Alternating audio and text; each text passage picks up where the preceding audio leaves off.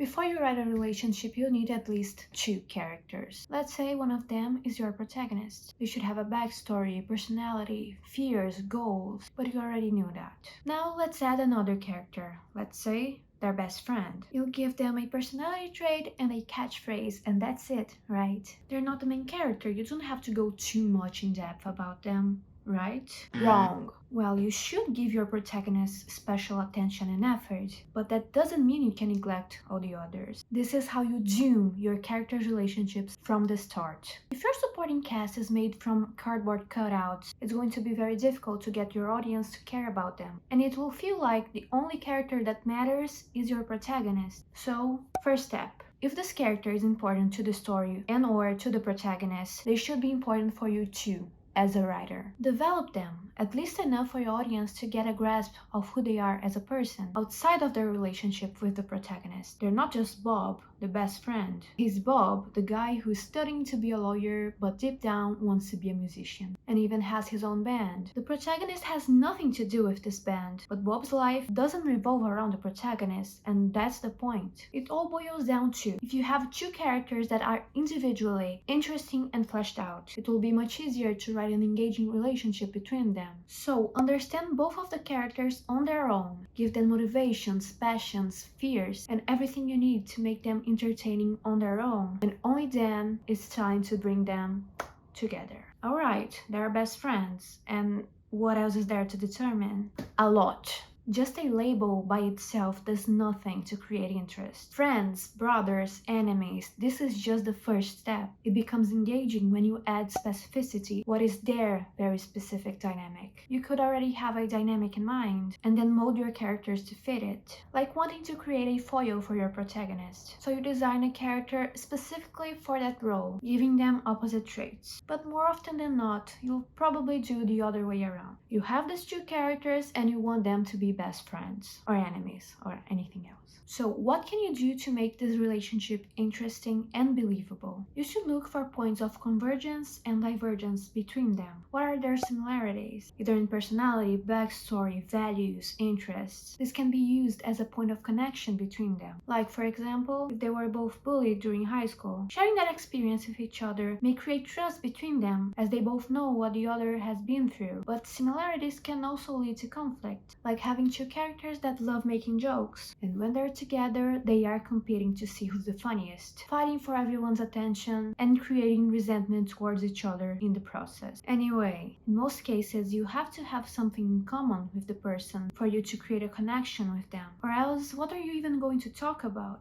Maybe it's something internal, like I've mentioned, but maybe it's not. Maybe it's a circumstance, like being stuck in an elevator together. Even if they have nothing in common, they can connect over how unpleasant that situation is. It could also be shared hatred for their boss, or just being in the same family. Anything can be a point of connection, but it's important that there is one, and your audience understands what it is. I mean, given you want them to have a good relationship, and maybe you don't, in which case it's good to think about their differences. No matter how much you have in common with someone, you're not their exact clone, so you're going to diverge in some areas. And for this point, it's the same as the similarities. They can be both a point of connection and conflict. They could complement each other's traits, like someone who's very outgoing befriending someone who's really shy. The outgoing one will help them getting out of their shell, and the shy one will offer calmer moments that the other's chaotic life desperately needs. Or of course, you can use this to create conflict, which is very often the case. Opposites attract, but only to a certain point. If two people with completely different values and personalities are put together, it's not very likely they'll get along very well. And it's important to highlight, even if the characters do get along and do like each other very much, it's still okay and even good that they have some conflict between them. Maybe they disagree in certain topics and decided to avoid talking about them so that they won't argue. Or they will argue, or have resentment, or be annoyed by the other. This is going to add realism to your story, as this is how most relationships work. So, write down what do your characters have in common and what are their differences. And from that, what are the sources of conflict and connection. So let's say both our protagonist and Bob have grown up together. They have been neighbors throughout their whole lives. So they have a lot of the same lived experiences. They've had their whole childhood to connect over, mostly playing video games, something they do to this day. They, however, have very different personalities. While the protagonist is very laid back and doesn't think much about the future, Bob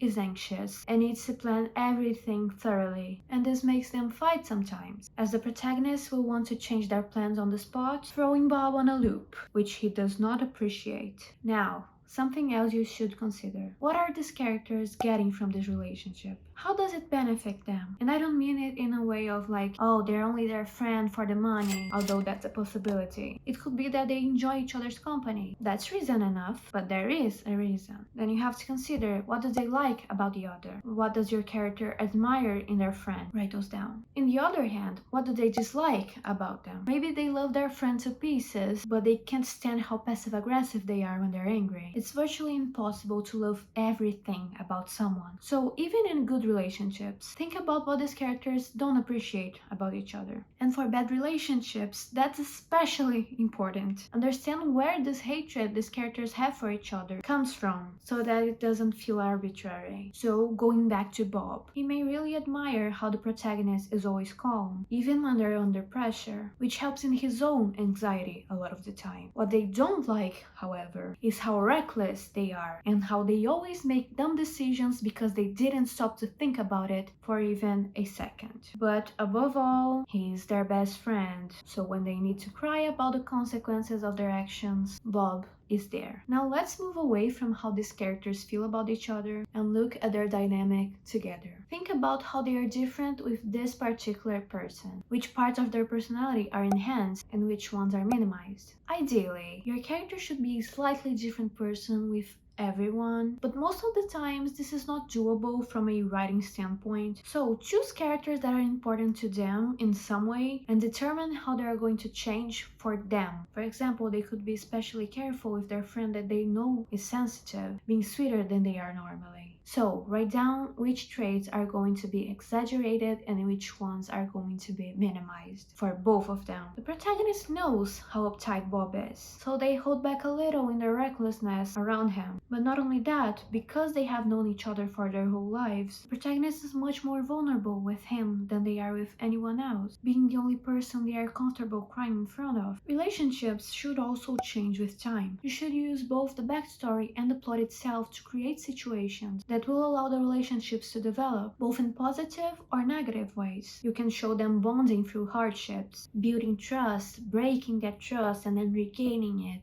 Of course, it doesn't have to be complicated, but simply showing how these characters have grown together or apart is already great. This fluidity that relationships have is very engaging to the audience. It's very fun and satisfactory to watch. It's no wonder tropes like enemies to lovers are so popular. So keep that in mind as your story progresses. To finish off this video, I want to share a little writing exercise that has helped me a lot. It's very simple. Pretend your character is being interviewed and ask them how they feel about other characters. Describing it in their voice can give you a lot of insight, not only about the topics we've been talking about, but also about how honest they are willing to be. And this can reveal a lot about them. What are they hiding? How vulnerable are they willing to be? Anyway, if this video was helpful, please leave a like. I have other videos about writing and I plan on making many more. So if you're interested, please consider subscribing. If you have any questions or topics you want me to cover in future videos, feel free to leave them in the comments. And this is it. Thank you for watching.